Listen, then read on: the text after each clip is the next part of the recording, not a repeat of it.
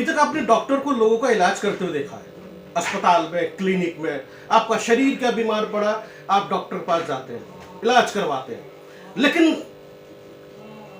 तब क्या हो जब सिस्टम बीमार हो जाए, सिस्टम जिसे आप पुलिस चौकी थाना अफसर कहते हैं, वो बीमार हो जाए, उसकी सुधार के लिए या उसके इलाज के लिए कौन से डॉक्टर की जरूरत है?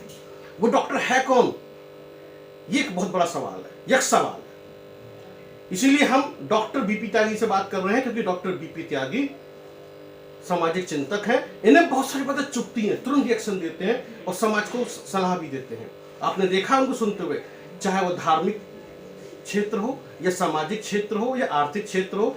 तो डॉक्टर साहब, ये जो खबर है कानपुर की, एक माँ बेटी जलकर खत्म हो गई क्योंकि बुलडोजर पहुंचा था, आग लग गई झोपड़ी में और उसके बाद लीपापोती शुरू हो गई। जांच कमेटी बैठी हुई है। चुभी खबर आपको? ये बहुत ज्यादा चुभी है। और मैं इस बात पे कहना चाहूंगा कि ये जो सब हो रहा है, ये पंडितों पे, ब्राह्मणों पे प्रहार है। वो एक पंडित परिवार था, उनका नाम गोपाल कृष्ण दीक्षित है, और जो उनकी वो थी वाइफ और उनकी बेटी, उन दोनों को उस झोंपड़ी में जला के मार दिया गया। पंडित होने के नाते, ब्राह्मण होने के नाते मैं ये कहूँगा कि ये ब्राह्मण के ऊपर, ये पंडितों के ऊपर प्रहार हो रहा है, और इसको रोकने के लिए सबकी जबान बंद की जा रही है। कि जो इसमें एक्शन होना चाहिए था वो एक्शन हुआ नहीं है। सब प्रेस को रोक दिया गया है कि कोई इसको दिखाएगा नहीं, अपोजिशन पार्टी का कोई न्यूज नहीं है, वो जो भी इस पे एक्शन ले रहे हैं।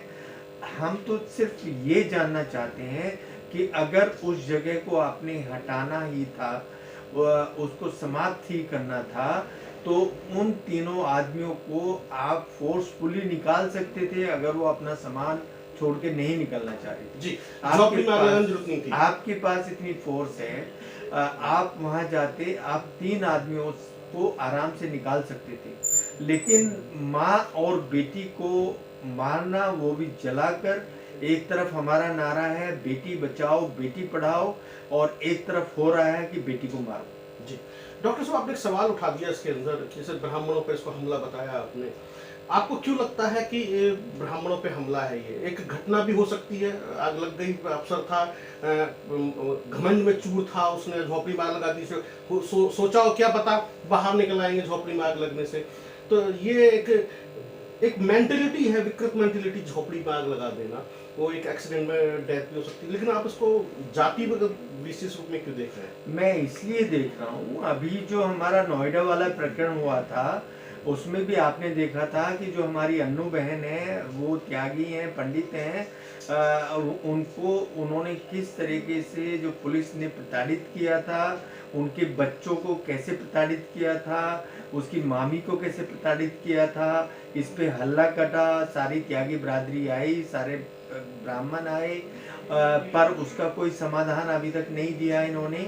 अब ये अगर ये थोड़ा थोड़ा करके इस तरह करते रहेंगे कि अभी पहले वो यहाँ था नोएडा में, एनसीआर में, अब वो कानपुर में हो जाएगा, फिर कहीं दूसरी जगह हो जाएगा, तो इसको और क्या कह सकते हैं कि जब उस पर कोई एक्शन नहीं करेंगे। जांच का क्या मतलब होता है? 2 आदमियों को मार के आप जांच बैठा दें, क्या उनकी जान वापस आ सकती है? ये नहीं होना चाहिए। और ये जो हुआ है, मैं इसकी भर्त्सना करता हूँ, और एडमिनिस्ट्रेशन को इन चीज़ों को ध्यान रखना चाहिए कि हमारे नीचे ये क्या चल रहा है। जी, जिस तरीके से आम आदमी पार्टी कह रही है कि वो सड़कों पर उतरेगी, उसे बहुत बड़ा आंदोलन बनाएगी। आम आदमी पार्टी की उत्तर प्रदेश की प्रदेश प्रवक्ता तृणिवा श्रीवास्तव ने भी एक वीडियो बाइट जारी की है इसको लेकर। आप कैसे देखते हैं आम आदमी पार्टी के स्टैंड को?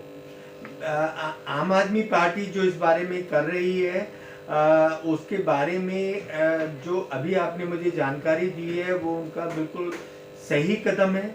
और उनको जो ये करना है वो इसलिए करना है कि कोई भी गरीब आदमी, अगर आप उसको शेल्टर नहीं देंगे, माननीय जो योगी जी हैं, उन्होंने अपनी स्पीच में बोला है कि कोई भी अगर आदमी किसी शेल्टर में रह रहा है या किसी ने कोई ठेली लगाई है या किसी ने पान की दुकान लगाई है, पहले उसकी दूसरी व्यवस्था की जाए, उसका रोजगार ना छीना जाए, उसका घर ना छीना जाए।